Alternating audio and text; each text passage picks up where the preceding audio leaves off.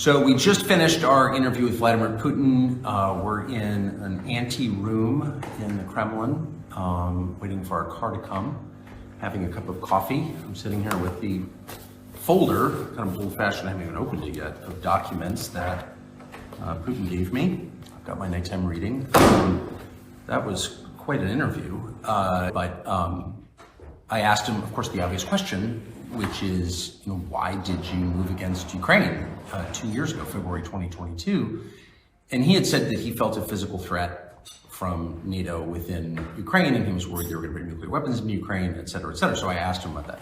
The history of the area and the formation of his country and the connection to Ukraine is like the basis or part of the basis for his Ukraine policy. So it was really interesting. Got much more interesting once I realized what this was, which is a window into how he thinks about the region. So we're back in the hotel room.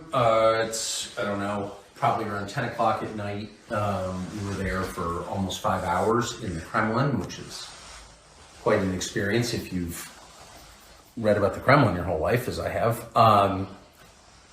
Not that different from the old executive office building, this giant pile, 19th century warren of offices. Anyway, Putin was a couple hours late, as is his habit, apparently. Everyone who works for him was laughing at, well, he's always late.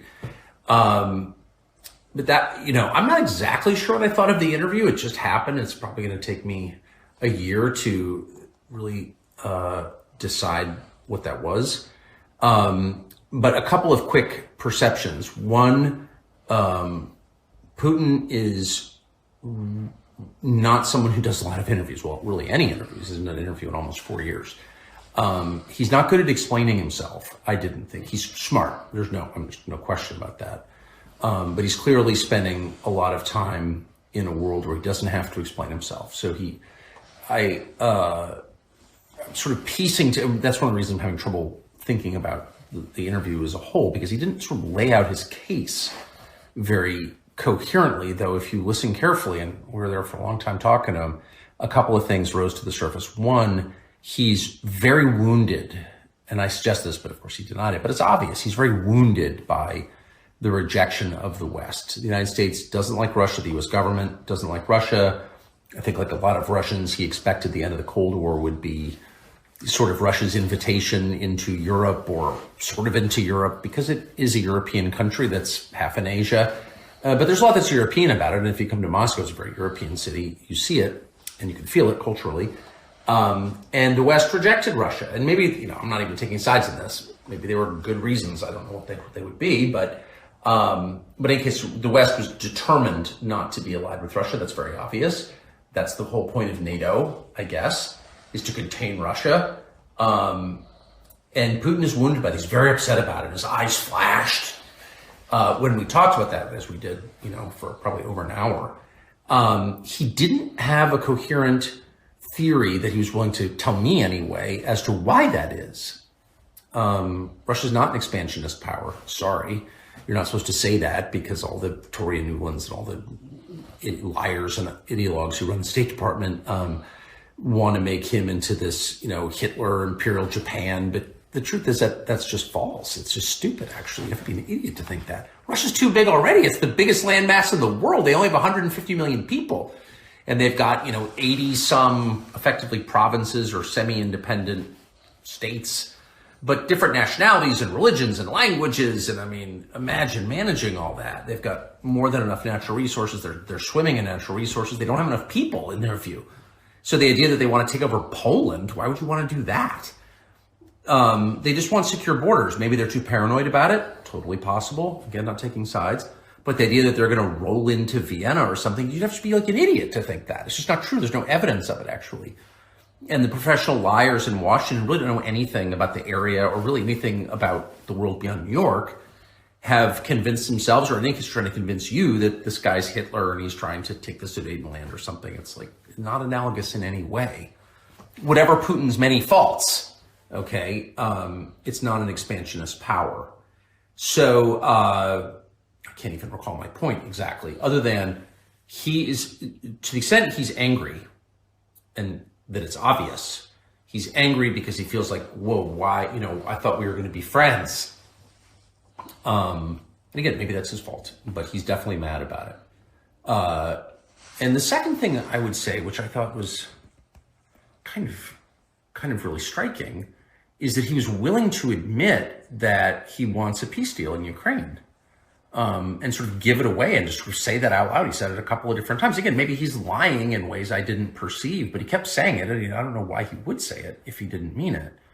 And of course, there is, as a matter of fact, there is evidence overwhelming that there was a peace deal or part of a peace deal at the beginning of peace talks, a settlement of some sort on the table a year and a half ago, that the former Prime Minister of Great Britain, Boris Johnson, scuttled on behalf of the Biden administration and convinced Zelensky and the Ukrainian government not to enter into these talks. I mean, that's kind of an established fact. The Israelis were there. They revealed this, and that happened. So, but Putin, for his part, again, even talking about Putin, you feel like you're flacking for Putin. I'm from La Jolla, California, not flacking for Putin. Please. I'm just trying to assess this rationally. It's interesting that he's willing to say, yeah, I want some kind of settlement. And the final thing I'll say is that if you're wondering who the lunatics are, U.S. officials have said on the record and have said to me, and are telling a bunch of people that part of the terms have to be Russia giving up Crimea. And without getting into the whole history of Crimea, here are the facts. It's, the home of Russia's warm water fleet. It's got a Russian population. They had a referendum. It chose Russia. It's part of Russia. It's where Russian wine comes from. So you can like that or not like it, but the fact is Putin would go to war, nuclear war, if it came down to Crimea. So and by the way, Crimea was in Russian hands at the beginning of this war. So it's like, if you really think that a condition of peace is that Putin's going to give up Crimea, then you're like a lunatic. And they are. I mean, they want a weak leadership in Russia. And the question is, why would you want that? How is that good for the United States? I'm not defending Russia. I'm defending my own country. A weak central government in a nation with the world's largest nuclear stockpile is insane, especially a country as large and potentially fractious, with this many languages, ethnicities, religions, 20% Muslim population. You're just going to sort of let the nuclear stockpile float free and hope the best thing happens? You're a freaking nutcase if you desire that. And we are run by nutcases. The president and that poisonous moron, Toria Nuland, we're going to depose Putin. Well, then what happens? What happened in Libya when we deposed and allowed, Gaddafi to be murdered? What happened in Iraq when we brought Saddam to justice? Those countries fell apart and they've never been rebuilt again. In Afghanistan, we took out the central government and they came back. It's still run by the Taliban. So our track record of knocking out the leader, which is very easy to do, is spotty at best. Things don't always get better. And to do that to Russia, the largest landmass in the world with the largest nuclear arsenal, you're on drugs if you think that's a good idea.